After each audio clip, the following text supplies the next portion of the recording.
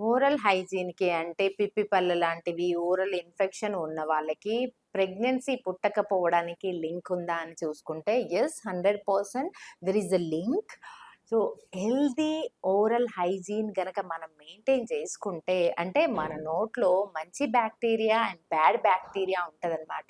So, మన నోట్లో గనక మంచి బ్యాక్టీరియా ఉంటే నోరు మంచిదైతే మన బాడీ గూడా మంచిదవుతదనమాట.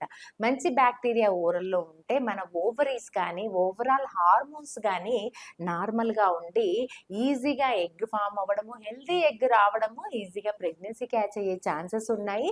ప్రెగ్నెన్సీ వచ్చినాక కూడా మదర్ హెల్త్, ఓరల్ హెల్త్ సరిగ్గా లేకపోతే బేబీలో infections, water leaking problems and ఎర్లీగా బేబీ డెలివరీ అవ్వడం అంటే ప్రీటర్మ్ బేబీస్ అయ్యే ఛాన్సెస్ కూడా ఉన్నాయి. సో, ఓరల్ హైజీన్‌కి, ప్రెగ్నెన్సీకి, యూట్రస్‌కి, ఓవరాల్ బాడీకి చాలా లింక్ ఉంటది. సో, మనం ఖచ్చితంగా ఓరల్ హైజీన్ ప్రెగ్నెన్సీ ప్లానింగ్‌లో ఉన్నప్పుడు త్రూఅవుట్ ద ప్రెగ్నెన్సీ మెయింటైన్ చేయాలి. అలా మెయింటైన్ చేయాలి అనంటే మనం ఖచ్చితంగా మార్నింగ్ అండ్ ఈవినింగ్ బ్రష్ చేసుకోవాలి అండ్ హెల్తీ ఫుడ్ హ్యాబిట్స్ మనం మెయింటైన్ చేసుకోవాలి.